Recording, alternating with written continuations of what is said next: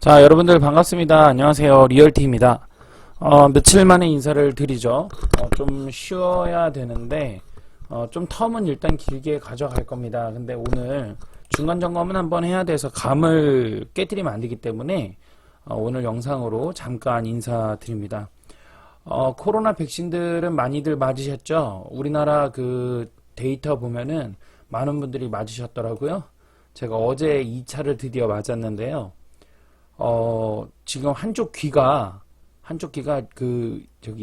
띵 하고 눈이 되게 침침하고, 지금 코로나 부작용이 지금 발동이 된 것 같아요. 목도 지금 되게 힘들고. 이런 와중에, 그래도 시장 한번 살펴보려고 여러분들과 함께 가지려고 이렇게 켰습니다. 이사철 만나에서 서울 수도권에 대해서, 요즘 난리가 났지요. 이거 광고를 어떻게 없애야 되냐. 이사철 만나 거래량은 늘었는데 매물은 쌓이고 안 나가는 전세시장. 이상하네요. 거래량이 늘었다고요? 전세값 급등 1년 전과 딴판. 서울 아파트 전월세 매물 5만 건 돌파. 매물이 5만 건이 돌파했다고 오늘 나오기 시작을 하네요. 갱신 청구권 등 재계약은 증가. 그래서 이제 거래량이 증가했다고 말은 했나 봐요. 신규 계약은 동맥경화 여파. 네. 최근에 전세시장이 요상하다. 통계상 거래량은 늘고 있는데, 그렇죠. 시장에서는 겨울방학 이사철 수요도 없이 거래가 안 되고 물건이 쌓인다고 아우성이다. 예. 겨울방학 이사철 수요도 없이 거래가 안 되고, 예, 난리죠. 전세값은 급등하는데 거래량도 늘었던 1년 전 시장 상황과 완전 딴판. 전세값은 어떻게 했다고요? 전세 가격은 올라가고 있는데, 그쵸? 전세값은 급등을 했대요, 급등. 거래량도 늘었던, 1년 전 시장과 완전 딴판이다. 전문가들은 말하기를 계약갱신 청구권 시행과 그로 인한 전세값 폭등으로 인해서 갱신 계약은 늘어간 반면에 신규 계약은 급감한 영향이 있다고 말한다. 거래량은 늘었는데 현장은 방학, 이사철, 실종, 물건 쌓여서 괴리, 8일날 부동산 중개업소 등에 따르면 전통적인 학군 수요 지역인 서울 강남구 대치동과 양천구 목동 일대의 매매 거래는 물론이고 전세 수요도 예전보다 크게 급감했다. 중개업계는 당소 지난달에 대학 수능이죠. 예, 끝나면 방학 때 이사철 전세 수요가 움직일 것으로 이제 기대하죠. 부동산들이 보통 이렇게 얘기하지, 수능 끝나고 나면 이제 그때부터 새로운 이제 학기가 시작이 되기 때문에 불나게 움직일 것이다. 그때까지 좀 기다려 보세요. 라고 이야기를 한다. 그러나 이런 모든 것들이 다 뭐다? 계절 요인이고 환경 요인이죠. 바로 계절 요인적이고, 예, 그 환경적인 요인이란 말이에요. 그런데 이런 환경 요인과 계절 요인들이 꼭 부동산에서만 펼쳐지는 것은 아니라는 거예요. 금융시장에서도 이러한 것들이 펼쳐집니다. 그런데 금융시장에서 경험이 제가 많지 않습니까? 금융시장에서는. 그래서 이 금융시장의 경험을 토대로 해서 봤을 때는 환경 요인과 계절 요인은 짜붙이기 방식이지. 짜붙이기 한마디로 껴 맞추는 거예요. 껴 맞추는 거. 이러한 것들이 나중에는 뭐가 되냐면 요인에 있어서 연도별 요인이라 해서 10년 주기 사이클 뭐 이런 주기 사이클, 주기설까지 이제 이야기를 하는 건데 전혀 안 맞는 것들이 나오게 된다라고 볼 수가 있겠죠. 여러분 오늘 여기서 좀 뭐 이따가 이제 제가 얘기했지만 제가 말씀드릴게요. 저는 24살부터 부동산에 대해서 제가 직접 매매에 대해서 알선도 하고 그런 회사에 소속돼서 부동산을 시작을 했습니다. 그리고 24살부터 저는 부동산에서 입지나 이런 것들을 교육을 받았어요. 회사에서. 예. 그리고 매도 같은 경우도 제가 매도도 26살부터 해가지고 천천히 해봤습니다. 제 경력에 대해서 제가 어떤 모 학원을 나왔는데 2018년도에 거기를 갔어요. 2018년도에 거기를 갔는데 제가 오늘도 창고를 디비다 보니까 제 서적을 보다 보니까 2017년도에도 제가 경매지를 출력을 했더라고요. 저도 깜짝 놀랐어요. 내가 이거 나중에 봐야지 하면서 출력해놨더라고요. 그러니까 제가 부동산에서 본격적으로 또 한 거는 2017년도부터고요. 그리고 경매로 배우러 간 거는 본격적으로 체계로 배운 거는 2018년에 모 학원을 한번 갔습니다. 제가. 그런데 제 과거를 조사를 해서 리얼티의 경력이 짧다 그러면서 2018년이 첫 부동산 경험이다 라고 이야기하는 분이 계셔서 제가 공개적으로 지금 이야기를 하는 겁니다. 1번 뭐냐면 경력이 많아가지고 잘하고 못하고 이런 것 같으면 30년 할아버지들한테 가가지고 배우셨으면 됐어요. 그렇죠? 그런 분들 찾아가셔서 배우시면 됩니다. 경매장 가면 모자 쓰고 돈 한 푼도 없이 맨날 와가지고 거기 죽치는 분들 계셔. 그분들한테 배우셨으면 됐어요. 그죠? 두 번째는 실력이 말해줍니다. 종종 유튜브 보시는 분들 중에서도 제가 지인이 있었을 때 공개적으로 강의했을 때 제가 영상에다가 계약서 다 공개했던 거, 얼마의 갭이 들어갔고 얼마의 수익을 냈고 이런 것들 다 공개했던 거를 보신 분들 계실 겁니다. 그분들이 지금도 유튜브에서 제 영상을 보고 계시고 그런 분들도 계실 거예요. 세 번째는 뭐냐면 이러한 것들이 2018년도에 경매를 배우고 뭐 어쩌고저쩌고 해도 있잖아요.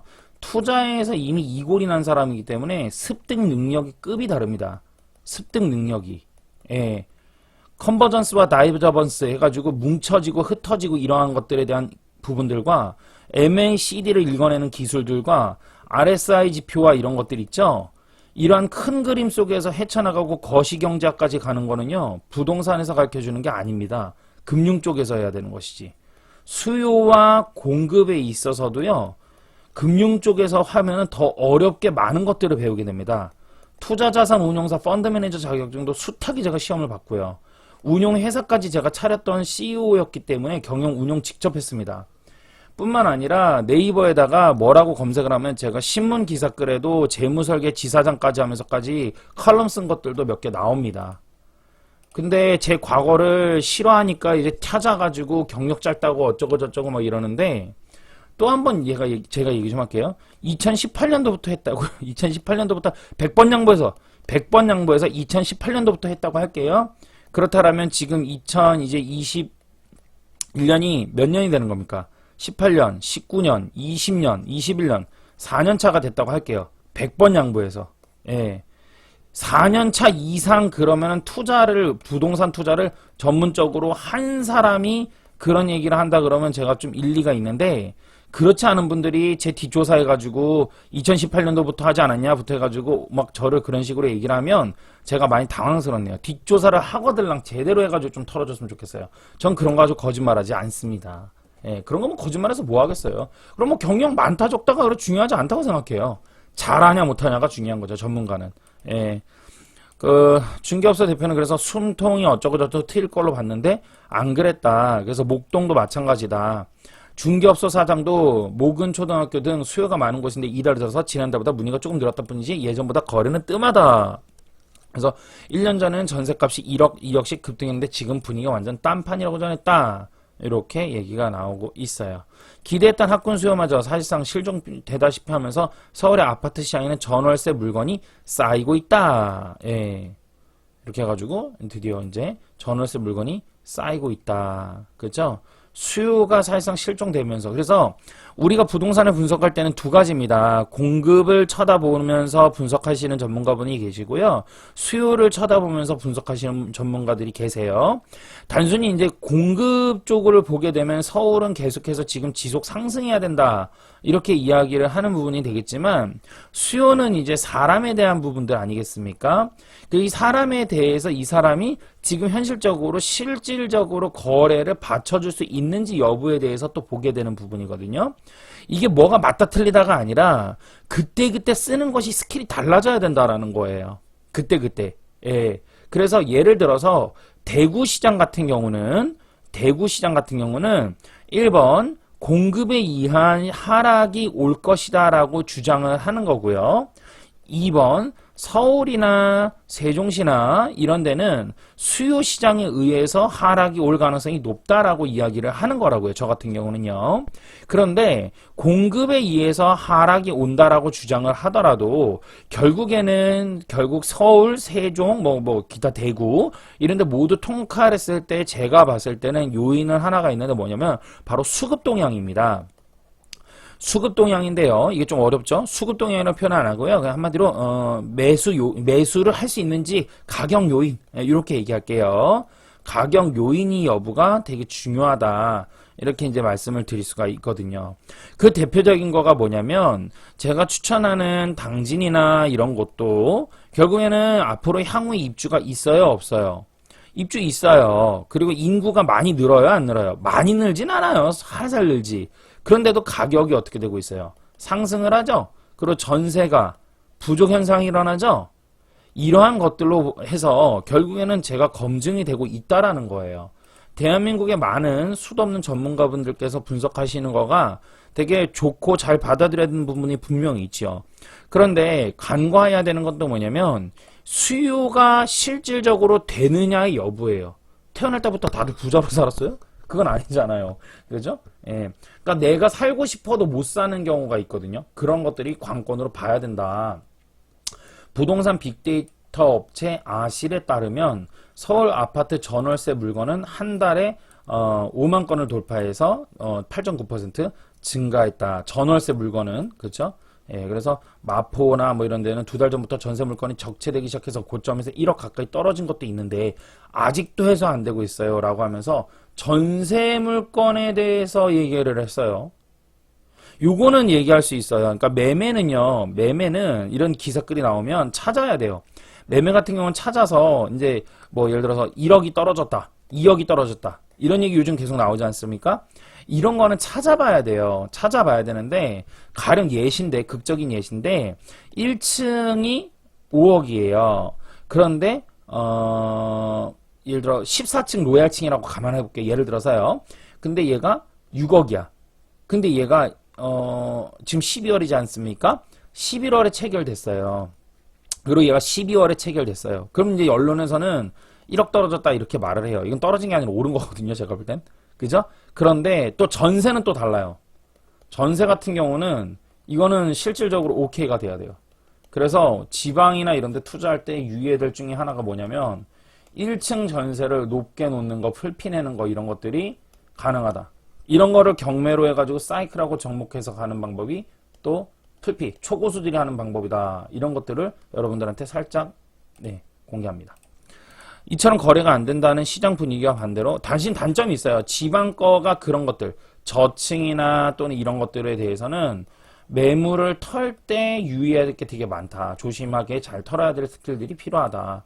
이런 것들이 실제로 있습니다. 그러니까 그만큼 잘 빠지는데 잘 빠지는 게 저평가가 돼서 잘 빠지는 것도 있지만 나중에 털 때는 또 별개적으로 봐야 되거든요. 이게 고평가다 이렇게 터는 게 아니에요. 그리고 거래에 대해서 폭발하도 그게 안 털릴 경우 이런 경우도 있어요. 그런 경우 어떻게 또 헤쳐나가는지에 대해서도 향후 해 나가야 된다. 그래서 이제 그런 부분 때문에 20년 30년 투자하신 분들께서 지방 투자한다 그러면 질색팔색 하지 말라고 막 이렇게 하는 거예요. 그래서 이런 부분들은 이제 별도의 어떤 스킬로 해서 마련해 가고 요것만 제거 요인만 제대로 한다면 매도가 가능함으로써 수익률은 매우 높게 나타날 수가 있다라는 부분들이 된다. 어려운 거죠. 사실은 그렇게 쉬운 건 아닌데 이렇게 된다. 그래서 서울하고 이제 풀어드리면서 이제 제가 뉴스 읽어드리면서 이런 것들도 알려드리는 거죠.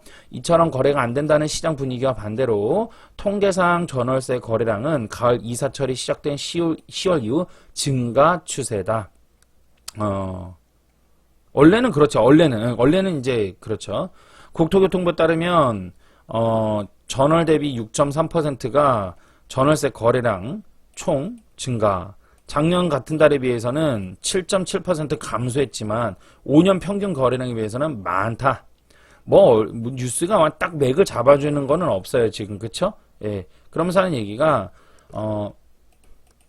서울 아파트 거래 신고건은 현재까지 9,219건인데 전월세 통계는 세입자의 확정일자 신고일에 유존해서 실제 계약일로부터 해서 신고일까지 길게는 2, 3개월이 소요되는 것을 감안하면 이 수치는 앞으로 점점 더 증가할 전망이다. 전세가 급등에 재계약은 늘고 신규 거래는 동맥경화. 그러니까 계속해서 그 갱신 청구를 써가지고 가는 부분들이라는 걸 얘기하는 것 같아요. 매물 쌓이고 가격 낮춰도 안 나가. 그렇죠. 매물은 쌓인다고 하잖아요. 예. 시장 상황, 그러니까 이게 어떻게 봐야 될까요? 가격이, 전세 가격이 엄청나게 많이 올라갔다는 얘기죠. 그래서 갱신 청구를 해서 요만큼 이렇게 상승하거나 이렇게 상승을 해. 근데 새로운 신규 매물에 대한 그 전세는 여기서 형성되니까 여기서 요만큼 낮춰놓고 안 나가. 이렇게 되는 거가 이제 생기는 거죠. 그쵸? 예. 만약에 이게 여기 있다 그러면 당연히 나가겠죠. 오케이가 되죠. 예. 그만큼 많이 올랐다는 얘기예요. 단기간에 전세도. 예. 지난해 7월 말부터 임대차 입법이 시행되면서 계약갱신 청구권을 쓰는 사람이 늘었고 갱신 청구권을 쓰지 않더라도 재계약을 하고 눌러앉는 경우가 많아진 것이다. 왜? 전세 매물이 많으니까. 그쵸? 그래가지고 최근에 계약서 쓰는 전세 계약의 10건 중에 9건은 재계약이고요. 그 중에서도 갱신 청구권을 쓰는 경우가 많다면서 신규 계약은 씨말랐어요. 이렇게 이제 이야기한 거죠. 계약서 쓰는 게. 그러니까 이분이 기자가 이거 서미숙 기자님 기사를 좀 이렇게 글을 참 야무지게 이렇게 못 쓰셨네. 죄송한데 이 헷갈리게 쓰네. 한마디로 전문가들은 여기 또 볼게요. 뒤에. 전문가들은 내년 6월까지 전월세 신고제 계도 기간을 거쳐서 이후 과태료가 부과 시행되면 그간 수면 위로 드러나지 않았던 그림자 거래들이 공개되면서 실제 전월세 거래가 증가하는 것 같은 착시 현상이 나타날 수 있을 것 같다라고 했는데 내년 6월까지이면은 이미 의미가 없네요. 대선이 그때이기 때문에 당장 이제 2달밖에 안 남았네요. 모든 것은 다 예측할 수가 없는 구간에 들어왔어요. 예, 모든 것은.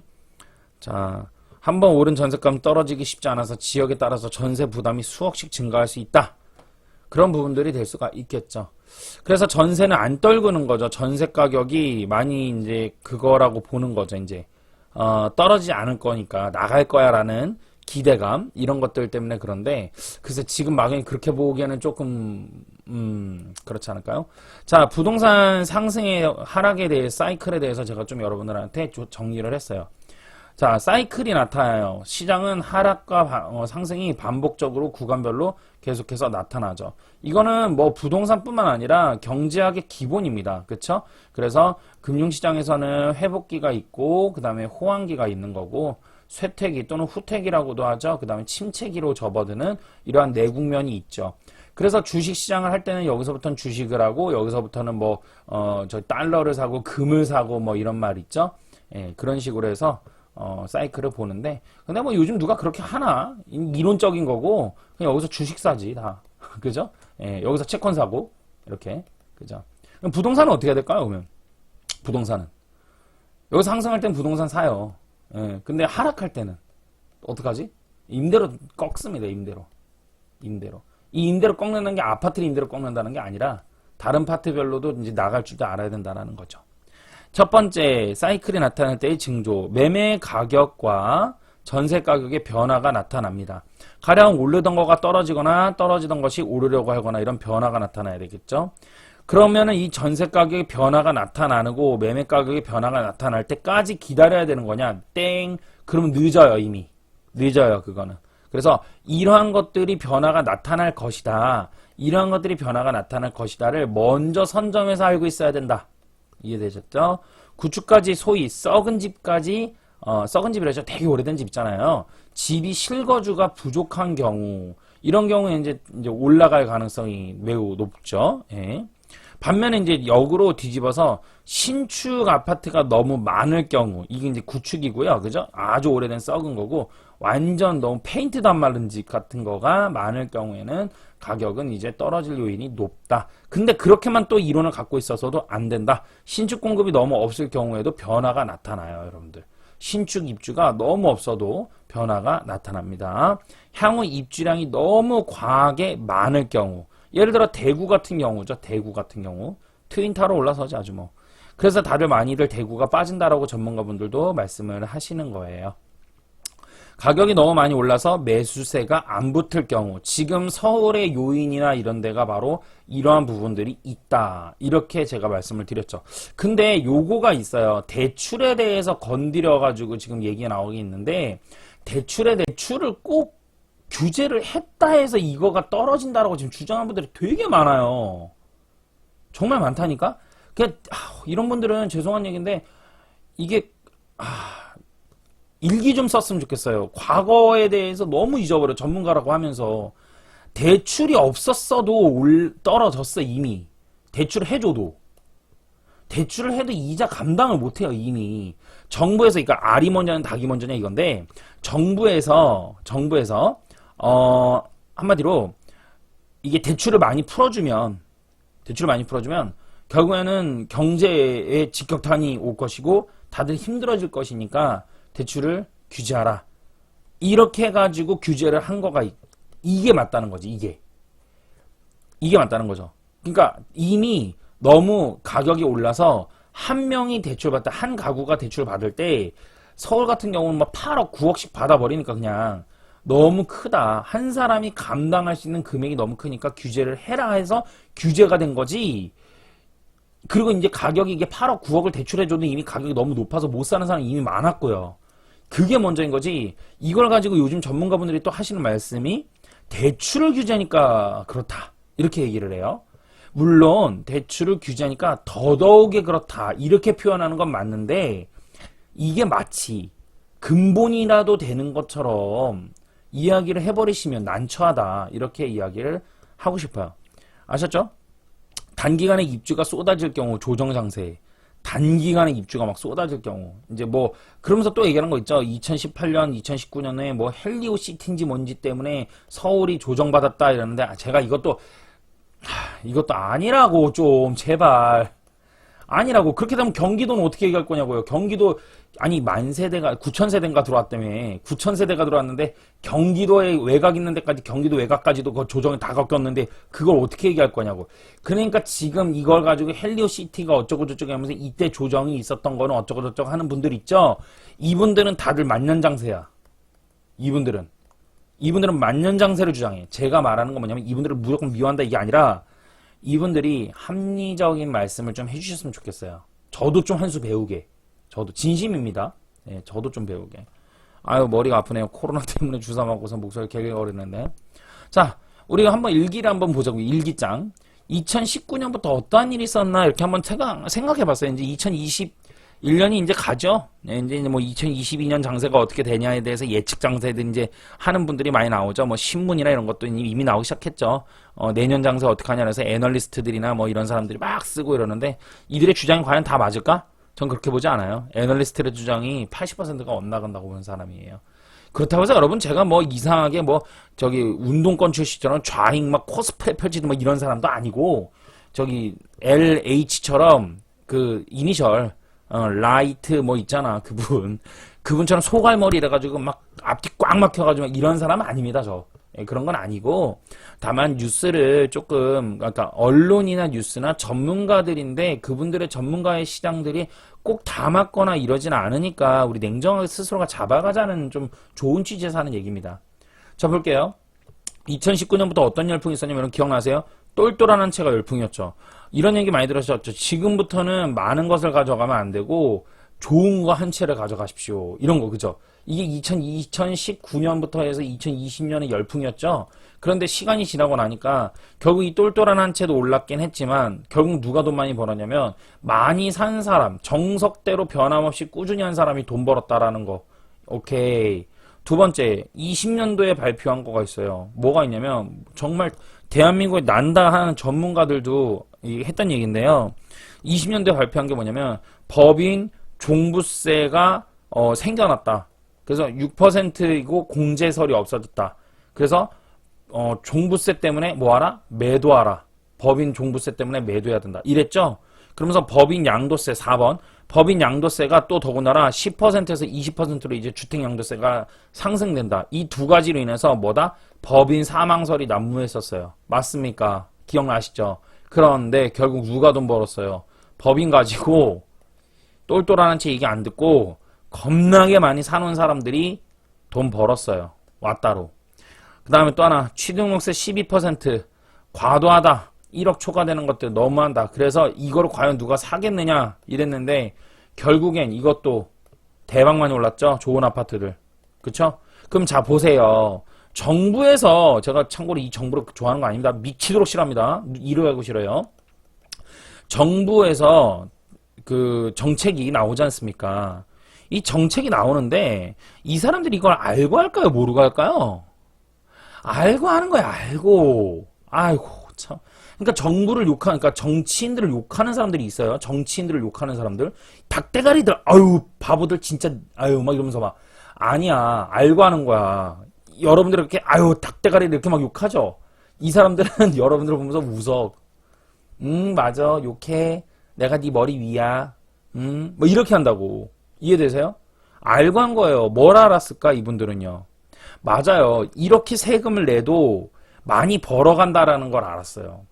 똘똘한 채로 몰아가더라도 결국에는 정석대로 하는 사람들이 돈 번다는 것 또한 알았고요. 결국엔 이렇게 해도 종부세를 내고도 돈이 남는다는 것 또한 알았어요. 저 재밌게 얘기할까요? 저 종부세 내고 나가 저도 지금 그냥 다 끝났어요. 전세로 다 뽑았어요, 벌써. 예? 이렇게 해도 투기는 계속해서 될 것이고 세금이나 더 걷자. 이렇게 하는 걸 알고 있었어요. 왜? 정부도 이게 좌익이든 우익이든 진보든 보수든 진보든 상관없습니다. 이 사람들도 돈을 벌어야 돼요. 나라에서. 이 사람들도 국회의원들을 무료로 한다고? 제일 한심한 이야기가 뭐냐면 제가 대통령이 되면 무보수로 하겠습니다. 정치하려면 무보수해라. 누가 해? 누가 해?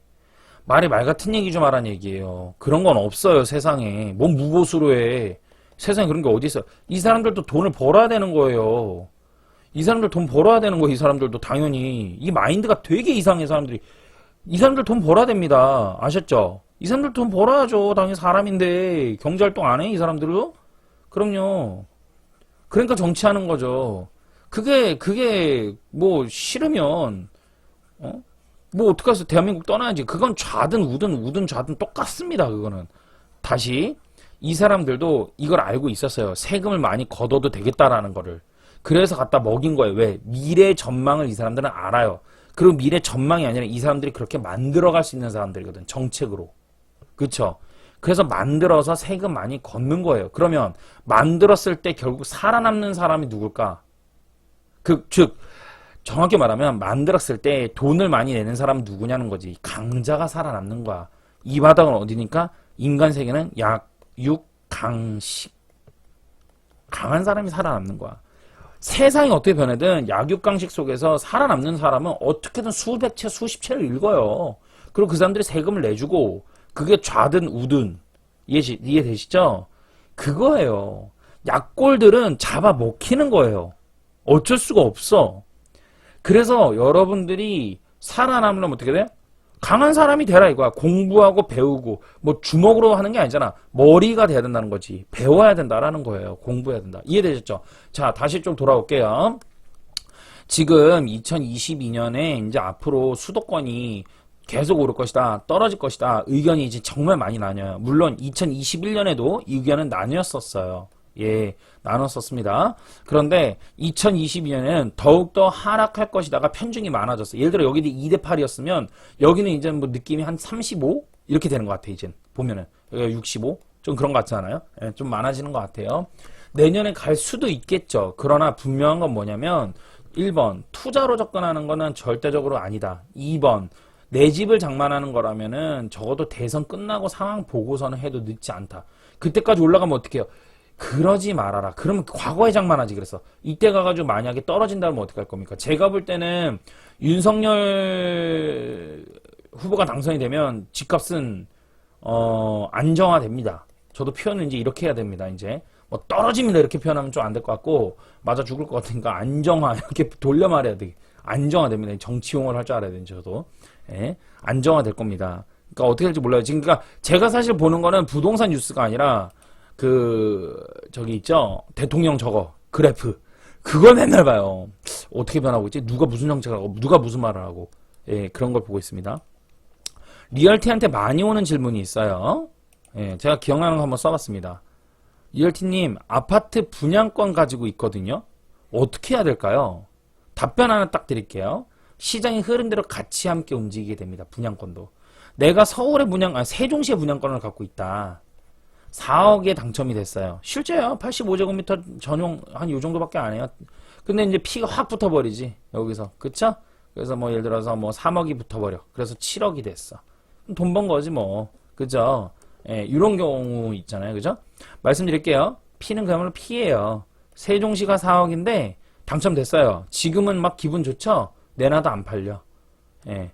돌려 말하면 분양가까지도 떨어지고요. 더 끔찍한 건 분양가에서 마이너스 나오는 경우도 있어요.